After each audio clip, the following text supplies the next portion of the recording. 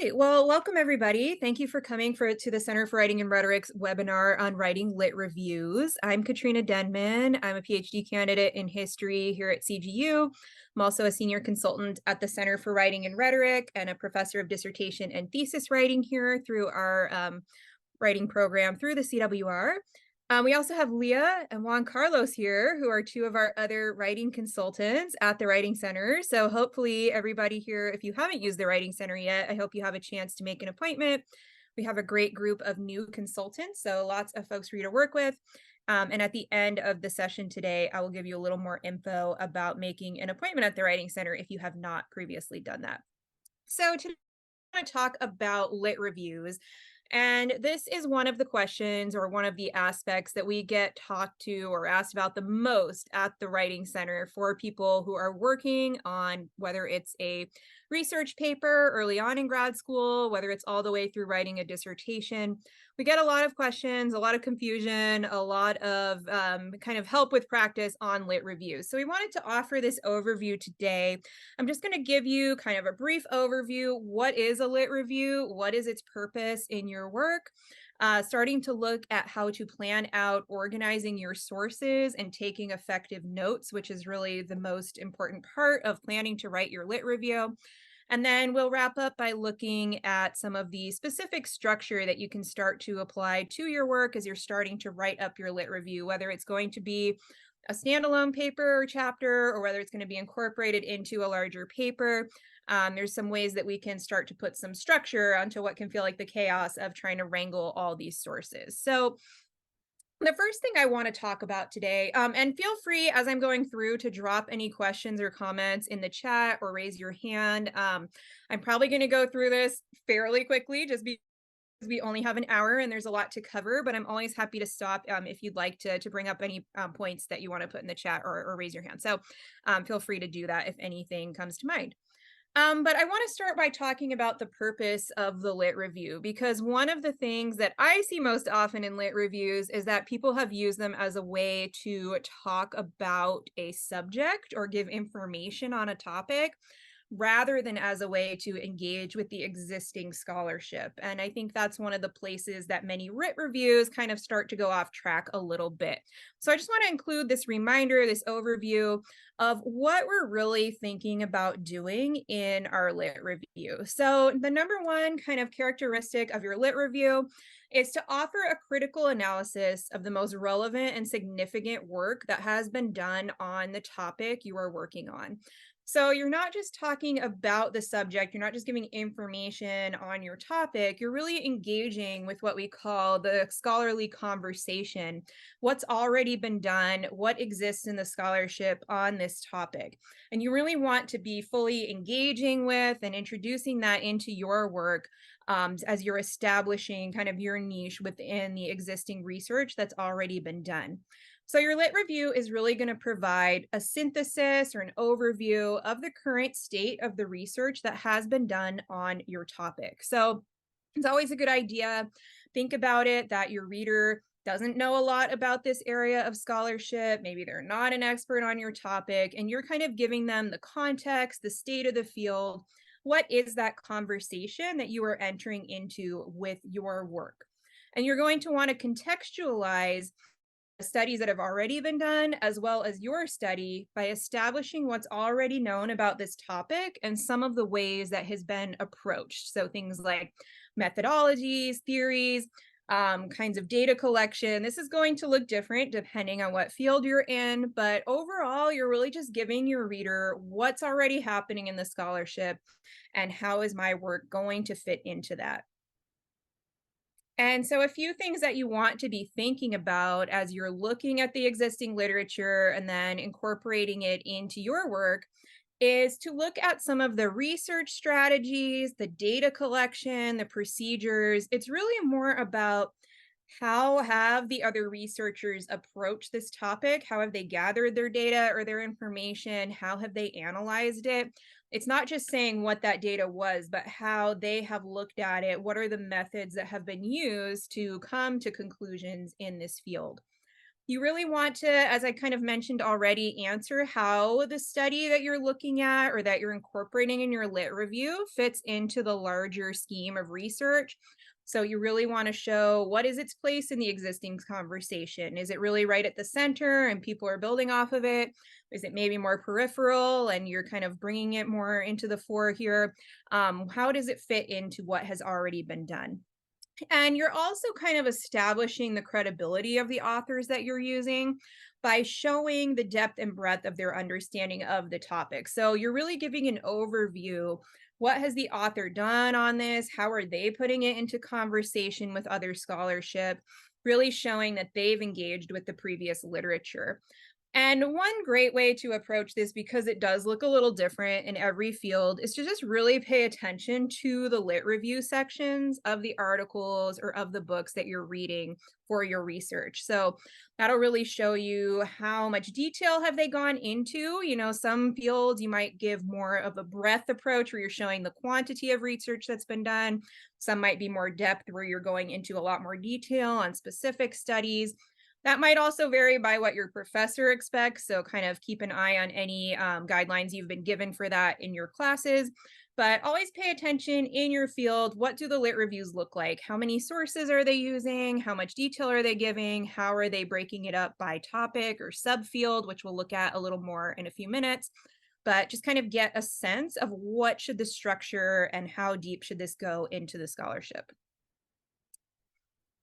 So, one of the reasons that we need to write lit reviews for pretty much everything we're going to produce as scholars in grad school and beyond is because we're always having to justify, why do I need to write this? Why can't somebody just read what's already been done, what already exists in the literature? Why do they need to read my work? Why do I need to put the effort into accomplishing this project? And one of the ways that you have to kind of justify this in your work is to establish, like I said, what has already been done on the topic. And beyond that, why was it significant? Why is this a topic that we need to study at all? What is the real world significance? What is the scholarly significance? Really, what is researching this field going to tell us that is important? As we sometimes call it, the so what question. Why do I need to do this work? What is the point? Once you've kind of established that broad structure that you're working within, you want to identify what has not been done or could be done differently in the scholarship. So you don't want to just replicate what someone else has already done multiple times. You don't want to just add to a body of literature that already exists on a specific approach to the topic. You really want to say what's being left out. Is there a demographic that hasn't been looked at? Is there a way of approaching this topic that you think could have been done in a more efficient way? Is there a different kind of data collection or data analysis that you think would be significant here? And then you're going to establish, what are you going to do to address that lack or to fill that gap? So those of you who may have looked at the CARS model, I'm not going to go into that in detail today, but it's creating a research space. You can find more info about that on the CWR website. Some of you may have gone over it before, but this is kind of what we're doing. And in that setup, we call it finding the niche, what needs to be filled, and then how are you going to fill that gap or that niche with your research? So successful new work, you want to be following from what's been done. You want to build on it, but you don't want to just duplicate it. So it's always about showing, how am I engaging with what's been done, but then what am I doing? What are the next steps that I'm taking to really take this work to a new place or to another level? So that's kind of the overall idea of what we're trying to accomplish in the lit review, the overall purpose of what we're doing. But obviously, that's going to involve a lot of reading and a lot of note taking, because you really have to familiarize yourself with the state of the field and with what other scholars are doing before you can put your work into that context. Sometimes people ask, is there a way around it? Can I do it faster? Not really. We do have some reading strategies on the CWR website, again, with that link I shared. And let me drop that into the chat once more. I think we had a couple people come in after I put it there. But there's really no way around kind of doing the work, getting in there, reading the sources, and taking good notes and staying organized is essential to writing your lit review.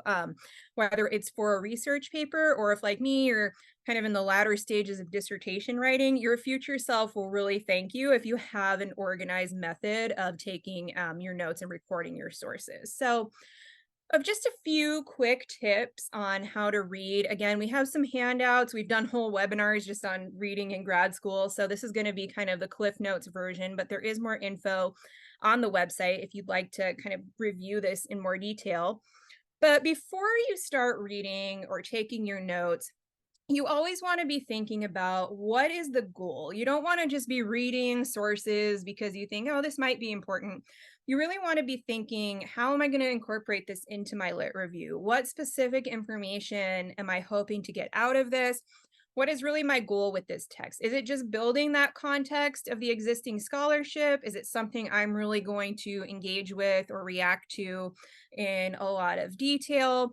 How is it that I'm hoping to ultimately use this text in my work? And you might not fully know what that is before you actually read it, but you want to have some sense based on what you know you're getting into with the reading on where it's going to fit into your larger scholarship. Every text does not require the same attention to detail. A lot of times for lit reviews, you might only be giving a few sentences on a text, and you're really going to be focusing on what is the author's argument, what are their findings, what are their methods. You're really not going to usually be giving all that detail about the specifics of what they're talking about, unless it's really going to be a foundational text that you're going to build on really specifically in your work. Um, and as I mentioned, just always be thinking about the potential use of the source as you're reading. So, am I using this for just general context? Am I using this for my lit review? Is this a source I really need to deeply engage with? Always be kind of actively engaged with what is my end goal for this text, not just saying, oh, I need to just read this so I can check it off of my reading list. And there's a few specific elements or what we call rhetorical moves that authors make in their work that you always want to be paying attention to and especially highlighting as you're going through and taking your notes. So, one is the situation. So, kind of getting back to that first step of establishing your research niche in your lit review. What motivated the author to write about this topic? Why is it an important topic? Why is it a subject that needs to be studied, that needs to be written about? Kind of seeing what is their justification for doing this work, really just kind of why is this work happening in the first place. The purpose is, what do they want to accomplish through this text? Are they looking to change an existing system? Are they looking to change how we theoretically approach a topic? Are they adding to an area of scholarship, or, like I said before, maybe a demographic of individuals that has been left out of the scholarship? What is the purpose that they're really trying to achieve? You also then want to really pay attention to the claims. So these are the arguments that they're making, how they are supporting their claims with evidence. Obviously, that's what we always have to do as writers, and any published work you're reading should be doing that clearly as well.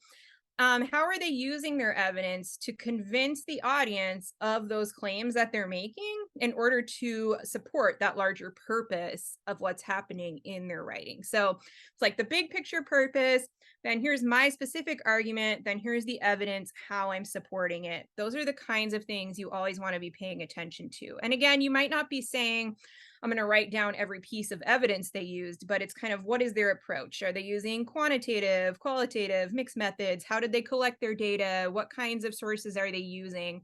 Just paying attention to those kinds of elements. And then finally, you want to consider, who is the audience that this person writing the scholarship was intending for this work to end up with? So is it supposed to be for a more general audience? Were they writing really kind of niche in the field to an expert audience? What was the intended use of this paper? Was it really supposed to just advance a topic in this very small field? Was it to open up this topic to a wider audience? Just kind of thinking about, what was the end goal? Where did they see this ending up? And how did they see this fitting into that existing scholarly conversation? So these are all things you want to be looking out for in the books that you're reading or in the articles that you're reading. and really thinking about making notes on these specific topics of situation, purpose, claims, audience. Those are four of the key rhetorical moves that you always want to pay attention to and will likely bring in some way to your lit review.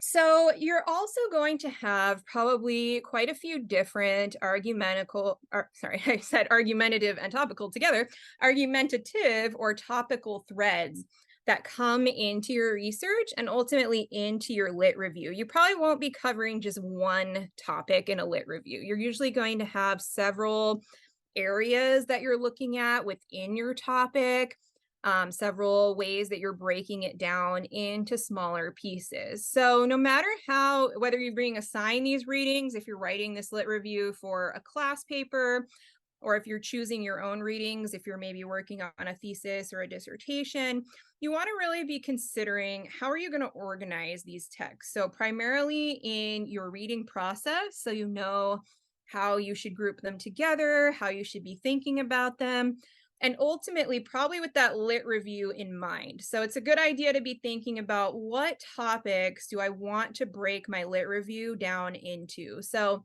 for example, my dissertation, I'm writing about women producing history textbooks in the early Victorian period and how they influenced the creation of English national identity. You don't have to remember any of that, but my three key kind of lit review categories are women as historians in England and the research that's been done on that topic. Then what is a textbook or what is a school text? How has that been defined? How has the use of those kinds of sources in the 19th century been looked at? And then finally, how have ideas of nationalism or identity come into school pedagogy of the 19th century? So I really have like who is doing it, which are women historians. What vehicle are they using, which for me is school texts or textbooks, and then what is the purpose, which in this case is to inculcate nationalist values in their readers.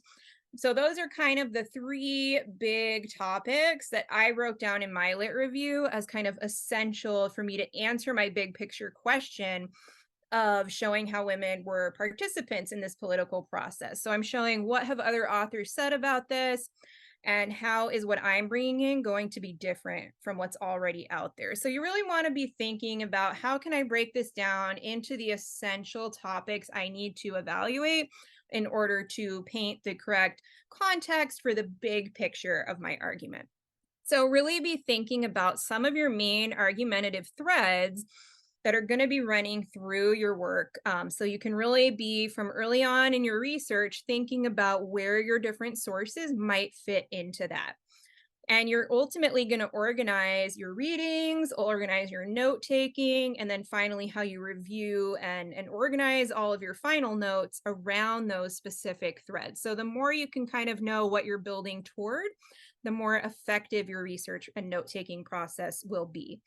And this is a place where bringing in what we call a source matrix can be a really useful tool for organizing your resources. And oops, I skipped ahead, but I will talk about the source matrices in just a few moments, but they are a really good way to start to organize those threads. So just kind of keep the idea of centering your work around specific topics in mind.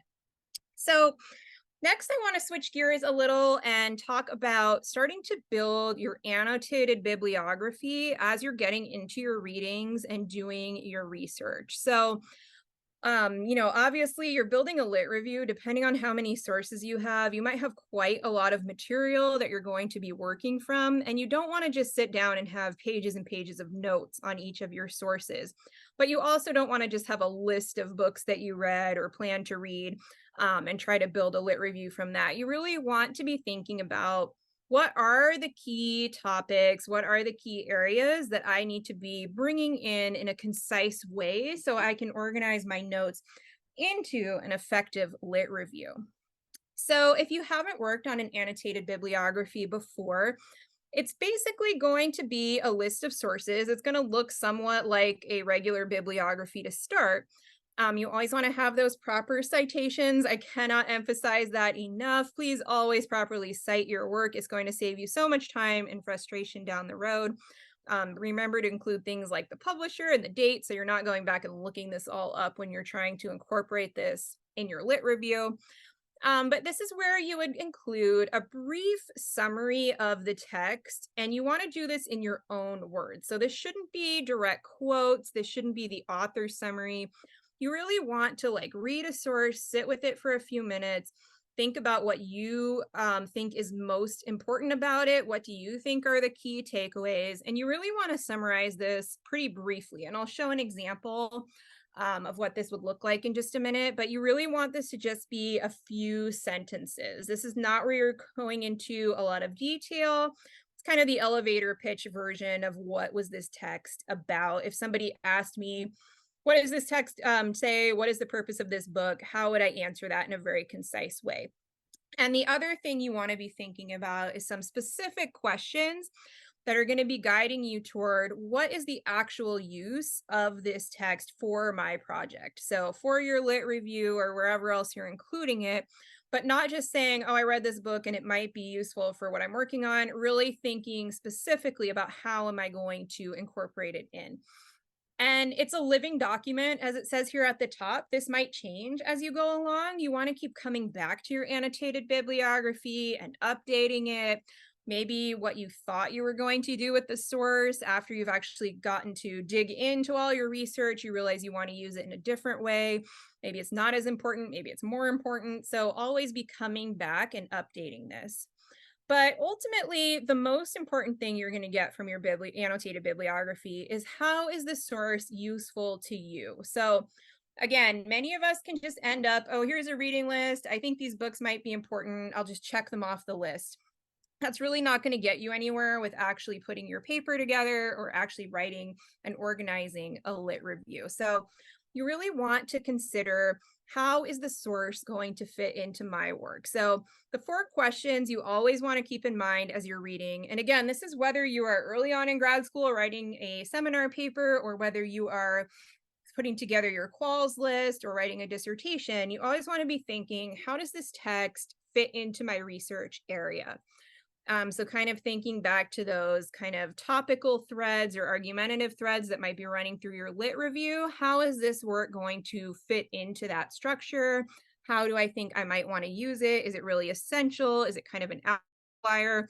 How is it going to fit into that larger context? What part of the argument is it relevant for? And this is an important one because you want to make sure you end up with enough sources to support all the different topics or arguments you might be looking at. And I'll show you an example of a source matrix that shows how we would lay this out. But you really want to know what area of my lit review or of my paper am I going to use the text in, so you can start to get a sense of, do I need more text for this area? Or maybe I've got a whole list of text for topic number 2, and I only have 2 things for topic 1. So that's really where I need to put my research focus. What ideas from the text are you building on? So you really want to briefly draw out, what is the author saying here? What arguments are they making? How are they engaging with the current kind of scholarly conversation, as I keep saying? But are you going to be critiquing their ideas? Are you going to be building on them, maybe by looking at another aspect or using a different approach? What is it that you're going to be doing in conversation with this text? And finally, what are the limitations for your project? So maybe it talks about one aspect of one of your topics, but it leaves out a whole nother group. Maybe, like I said before, it's a paper about one demographic group and you're writing about a different group. So it might give you some good like theory or method approach, but you're going to have to find some more specific resources for what you're trying to work on. So really just thinking about, how is it going to fit in? How do I want to build on it? How does it fit in with my work and with the other texts that I've been reading that I might incorporate into this larger literature review?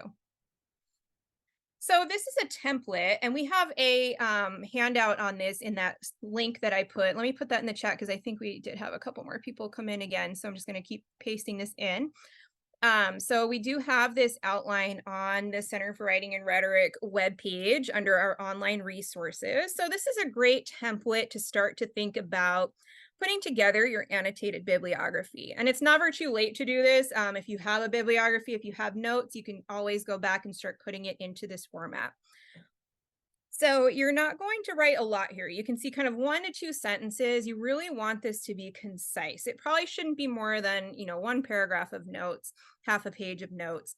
So you want to start, obviously, like I said, get the author, year, title, DOI if you're doing APA, everything you need to cite this piece. And I know it sounds obvious and you might be thinking, oh, of course I'm going to write down the source, but I have seen so many people who did not do this or did not include all aspects of this in their citation. And they had to spend so much time going back and looking this up and trying to find where they got things from. So just save yourself the trouble and get all that information in here right at the beginning.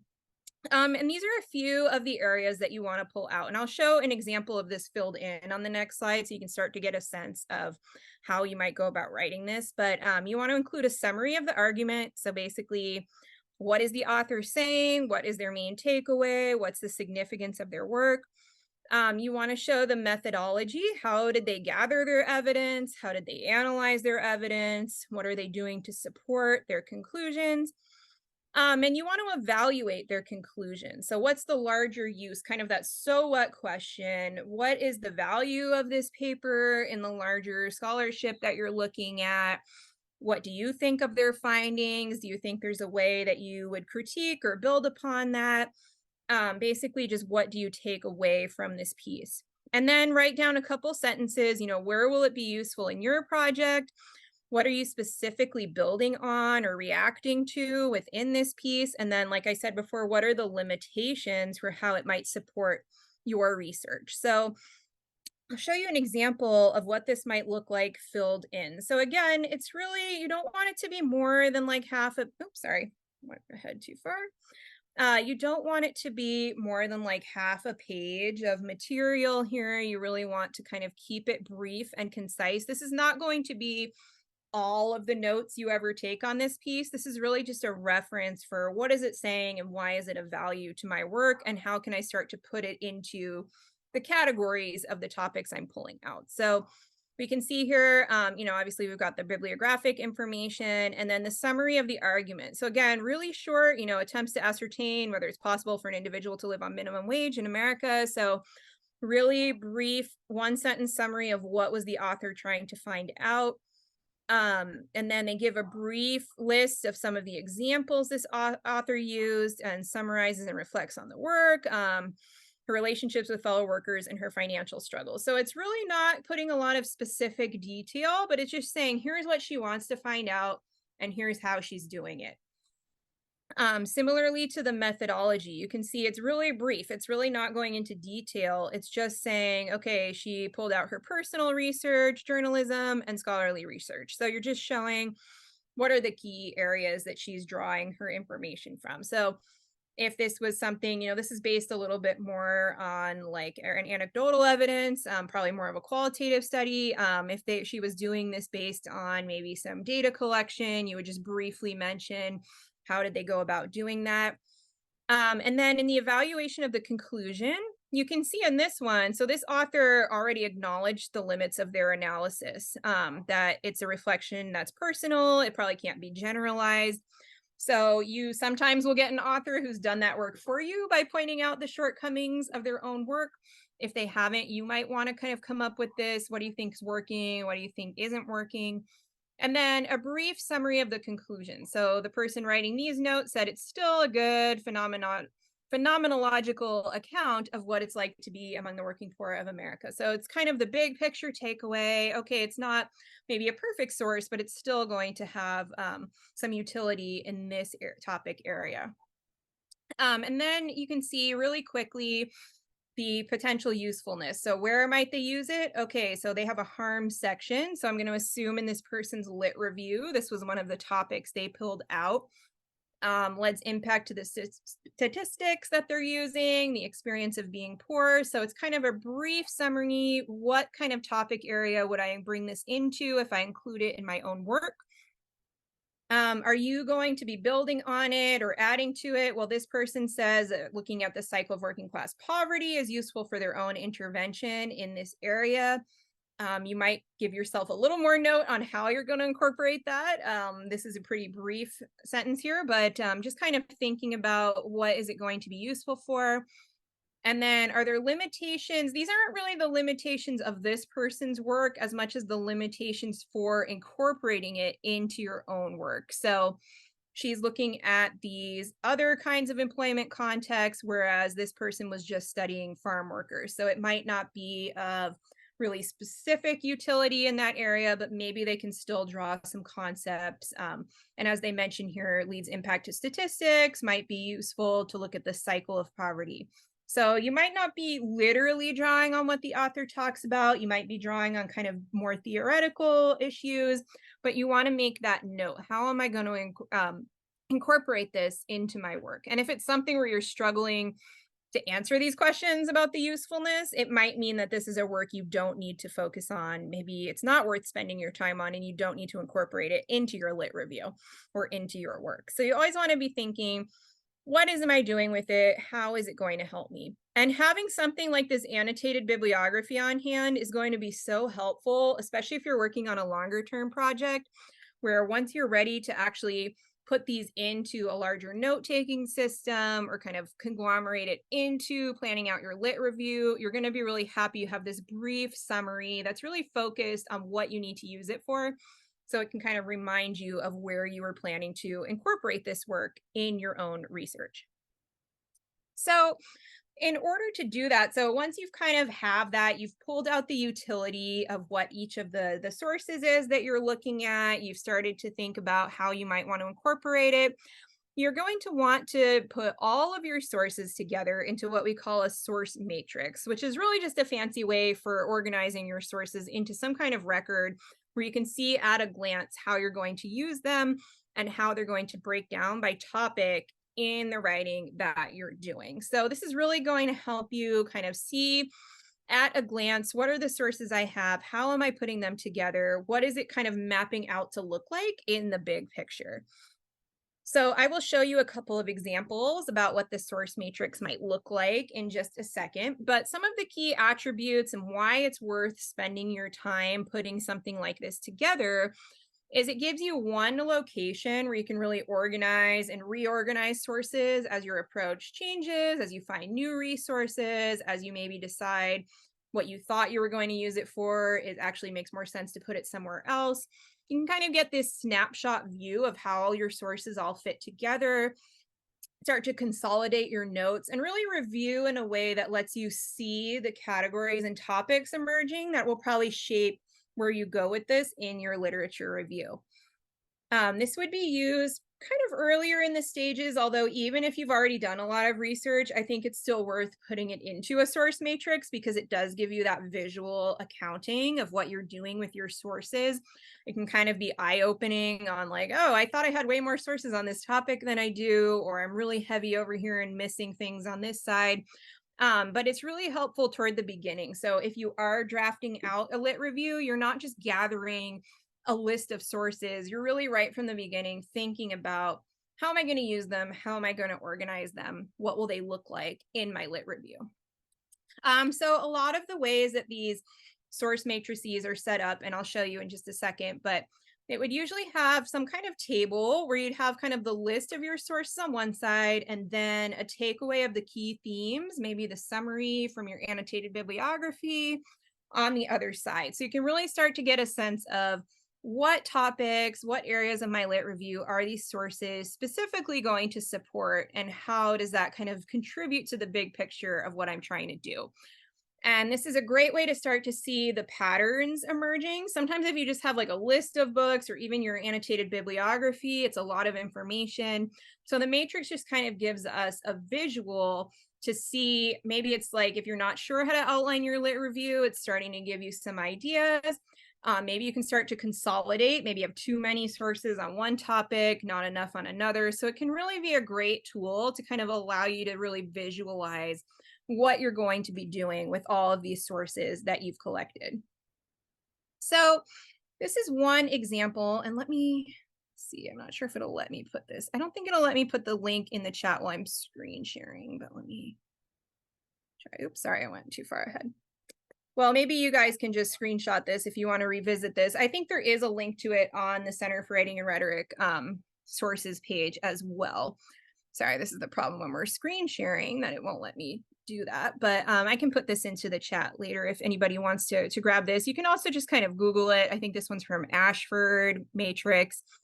If you just kind of Google source matrix, you'll get a lot of these types of results as well. So this is one way that you can start to plan it out. So you can see this person is working on the topic of anxiety in grad students. And after they've been doing some of their reading, making their annotated bibliography, they've identified 3 major themes that they want to pull out, probably throughout the paper and then also in the lit review. So multiple roles. And I don't know exactly what context they were putting this in, but I think in this case, it's saying that students are expected to fill multiple roles, and that can lead to greater anxiety. Relationships, whether that be personal or work relationships, and then classroom environment and what's actually happening kind of in the pedagogical part of their grad student studies. So it doesn't really matter. We don't really have to pay attention to what these are, but they've just identified 3 key areas that they want to look at. So the way that they've done it is just put the author and the date. This is kind of APA style on the left-hand side here. And you can see this is in terms of what they're doing, which again is APA. They only need to have really the author name and date in order to make in-text citations, which is what they're kind of focusing on. In your annotated bibliography, again, you'd want to have everything like title and publisher, but in this case, they're just coming back so they can make notes in their writing. And then they've put kind of a brief summary. So this is like probably the 1 or 2 sentence summary that they pulled out in their annotated bibliography for what each of these sources is talking about. So you can see some of them, like this one only fits into the multiple roles topic they've pulled out. This one had elements of all 3. So it really lets them see at a glance how they're going to structure, in this case, a literature review around these 3 topics, and then what sources they want to bring into each one.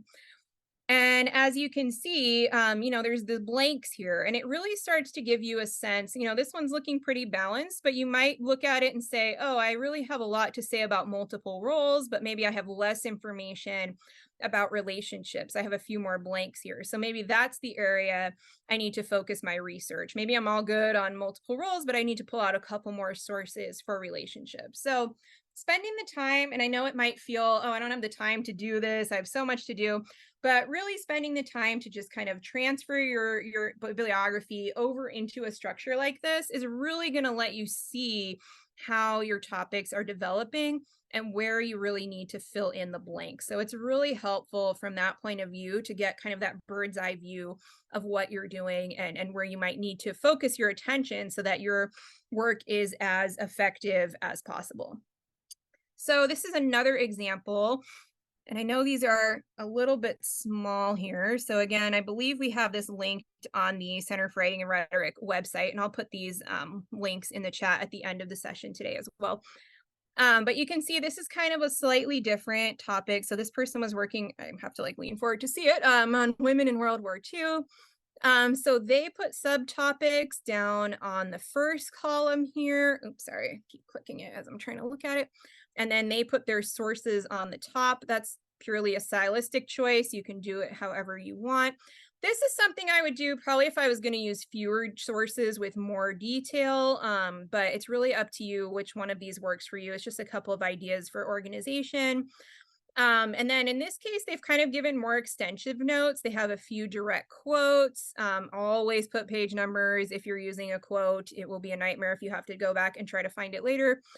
And again, they can kind of see like, okay, obviously I'm going to be engaging with Stewart in my lit review a little less than, I think this says Bruley here, which I've got a lot more extensive specific notes from. So you really want to pay attention, how much do I have on this? And again, they've got their topics over here. So it kind of goes this way. So this one's only working on these 2 authors are on this topic. This one they have 3 authors for. This one they have all 4 authors for. So it again just gives you a sense of, do I have enough scholarship on each topic? How is it all going to fit together? And it really gives you that good overview of the links that you might want to make between the work, and then again, where you want to focus your future research. This is one more example, and I know we do have this on the Center for Writing and Rhetoric website. This would be if you're more comfortable using just something like an Excel sheet. So here again, they've got the author, last name, date. In this case, they've included the title and the source. You can kind of decide how you want to organize that. And it's a little hard to see here. It says example of keywords, but they're kind of on the side here. But, and I know this one's really hard to read, so you can look at it on the website, but it's kind of breaking it down where they've identified some like subject areas or, oh, sorry, I keep doing that, keywords, and they've kind of linked it out this way. Personally, this one's not my favorite just because I think it's a little more difficult to kind of see at a glance. I like the one where I kind of like this one where you can just really see it right away, like, oh, okay, there's where the gaps are. Those are like literal gaps in my scholarship here.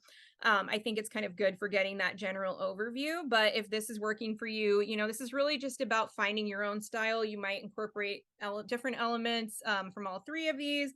It's really just whatever works for you, and planning out your sources. But it's really helpful to plan to do something like this with your work to kind of get that structure going for how you want to approach ultimately writing the lit review. And again, this is what I linked to in the chat. We do have all of these, and I will put, I think the one I put was, and again, it's not letting me copy this, but I think the one I put was more specifically to the lit review section. I'll also link to this online resources. At the top of this page, if you haven't gone to it, there's a link to join our Canvas page for the Center for Writing and Rhetoric. And in the Canvas page, there is a whole module on writing literature reviews. So we have videos, we have handouts, we have these links that I've been talking about today. So definitely be sure to go join our Canvas page. We have lots of modules in there on all different writing topics. So it's a really great toolkit to have. But we have this whole module specifically on lit review. So if this is something you want more information on to keep working through, I definitely recommend that you check that out. But before we wrap up for today, I want to just talk about, we've looked at what's the purpose of your lit review, kind of starting to identify your themes or your topics, how to start organizing your notes. And again, I know this is the really like Cliff Notes version because I'm going over all of this in an hour, but these are just the things you want to start to think about. And now I just want to wrap up by showing how might you actually start to outline out your lit review? What might it actually look like in your paper? So this is something you can think about whether you're doing a standalone lit review. Some dissertations, it might be a separate chapter, or you might just be doing this briefly in a larger research paper or in an introduction to a thesis or a dissertation.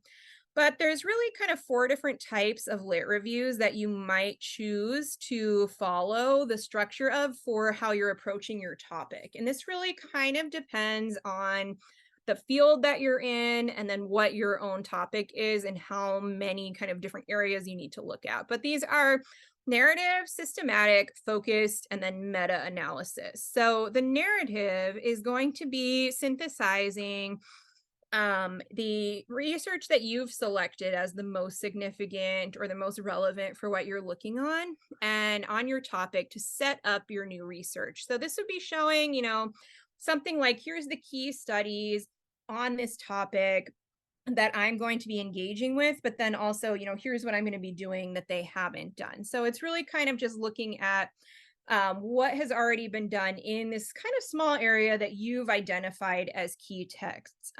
This is something I probably do the most in history. I think this is something in humanities that would come up a lot, where we're kind of pulling out the most relevant specific text. But there's a few other ways that you can start to look at. So systematic would be utilizing a strict methodology for how you selected your sources. So again, it might not be something you do in humanities. This might come in more to like social science or STEM fields. You're going to say like, how did I identify my sources? How did I choose which one I'm going to use? So it's not just saying, well, here's ones that I think are influential. It's really having a set pattern for how you selected them. And then you're going to use probably more data focus, so like tables, a little more quantitative evidence of showing the patterns that come out of what you found in the existing literature. So again, this might be something you use on the more kind of science leaning social sciences, something where you're being very kind of strict and methodical about how you choose the sources you're engaging with. And focused, and again, these might also work in conjunction with each other. You be using like narrative and focused, or meta-analysis and focused analysis. So or you probably wouldn't be using meta-analysis and focus. You might be using systematic and meta-analysis or something like that. So these don't all have to be totally independent of each other. But focused would be you're really honing in just on one element. So instead of giving like this big overview of a topic or identifying multiple aspects, you really want to just say, I really just want to know, how has math been taught to bilingual students in California middle schools? You're really honing in on something very specific and saying that I want to really draw out what's been done on this very specific study. And then finally, your meta-analysis. So this would be something if there is a large amount of existing research that you're engaging with. Again, you want to make sure you're not going to be writing something that's identical to what's out there, especially if there's a lot of literature on your topic. But some fields and some subject areas, there's going to be just so much existing scholarship that you really can't dive into all of it on an individual level. But you're going to be looking more for the data, the patterns, what is kind of the whole conglomerate of this telling me about the field. And again, really pay attention in your own readings to what seems to be the general focus in your field. So this is going to be really different depending on what discipline you're writing in.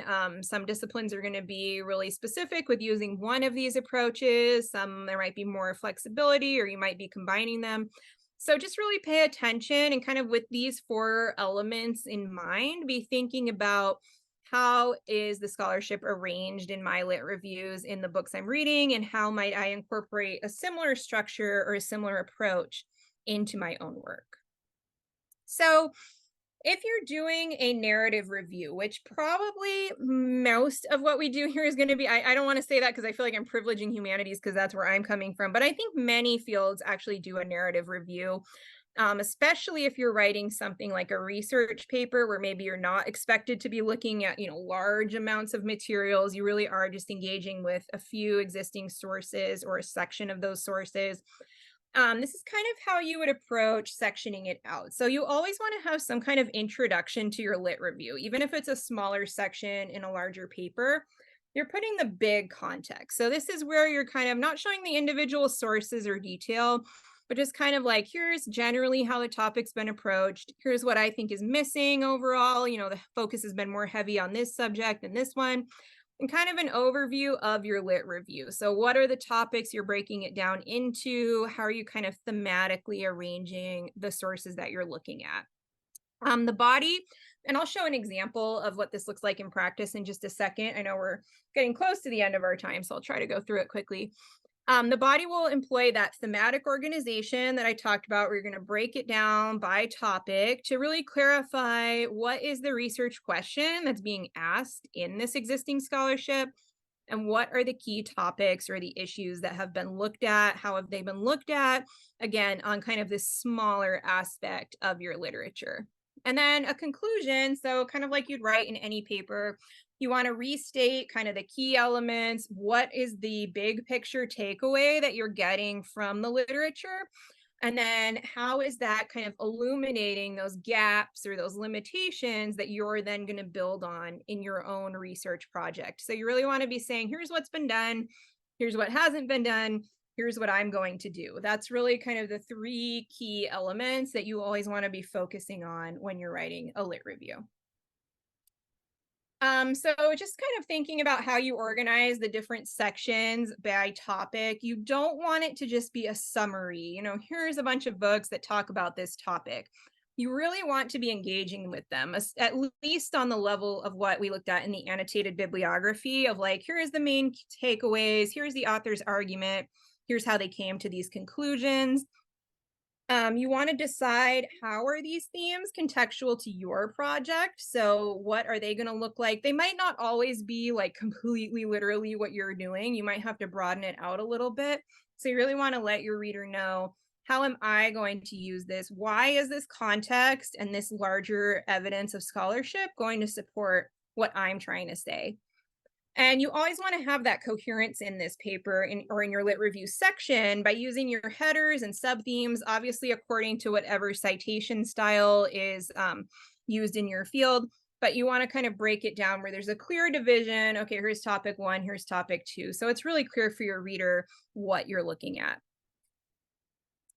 You also want to include the information based on how important your source is. So if it's really a foundational text you're building on, it's really key in your field, you might include a few paragraphs. If it's something that you're just kind of using as supplemental evidence to show how a topic's been approached, maybe it's just a few sentences or one paragraph. You might even put a few sources into one paragraph if they're kind of peripheral. So you kind of have to decide, how much do I want to prioritize this source? And as you're making your outline, you really want to have clear topic sentences, going along. You still want a lit review to have the full structure of a good research paper. So you want to be putting those topic sentences that say, here's why I'm looking at this source. Here's the argument. Here's the key points I'm pulling out from this source, kind of giving the reader, I'm not going to go into the full paper structure right now, but that kind of holding their hand, giving them that guide, pulling them through the organization and progression of your research. So if you pulled out just your topic sentences, you want to have a sense that maybe I'm not going to know everything about the individual sources, but I'm going to have a general understanding of how you've arranged your lit review. So I know we have very few minutes here, so I'm just going to briefly show you the organization of outlining a lit review. I feel like I've already talked about the themes and sub-themes, so you might just be thinking about how you're going to choose to organize it. So by findings, by approaches or perspectives, by methodology, by the kind of so what significance. Are you in a field where the research is really all building on each other? So you might lay out one source and then another source specifically counteracts with that, or makes counter arguments with that source, or other elements. It's really going to be up to you how you decide to pull out these themes, but you want to make sure that you have some kind of intentional way that you're grouping your sources together. So really quick here, the last thing I want to show you is just this example of a lit review outline. And this is on the CWR website through that link that I posted in the chat. So if you want to pull this out and use this as an outline for your work, please feel free to do so. So again, you can see, introduction, describe the topic, briefly describe why is this an important topic that has been examined in the literature. Give a big picture. So again, here in the intro, you're not going to really talk about specific sources, but kind of in general, scholars have approached the topic like this, or they focused on this element of this area of research. And then you're going to give some kind of a thesis or an argument. So you don't want your lit review to just be like, here's a bunch of sources on this topic. You really want to be laying out, why is it important? Why have I chosen to break it down into these themes? Really, what am I doing with this literature? And what am I saying about this whole body of literature? What am I trying to convince my reader of? Now that I've read all this existing literature, I've synthesized it, what do I want my reader to take away from that? And then you would go ahead and make a section for each of your themes. So I'll just look at one, theme A. So again, overview, kind of how did you choose this theme? What are the elements of it that are important for this area of research? And then you would start to put a list here of the specific sources. So going back to your source matrix, going back to the themes you identified there, start to pull out what are the sources that I want to use in this section. And then you can see there's a brief summary: qualitative study, Latino high school students, unique academic experiences due to their location in a suburban neighborhood, using in-depth interviews.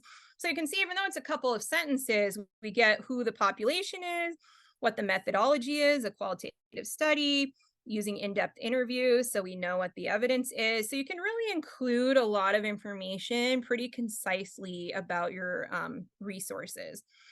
And then you can see here, you kind of want to transition. So in this case, they're saying this was a similar study, only they looked at African-American high school students instead of Latino high school students.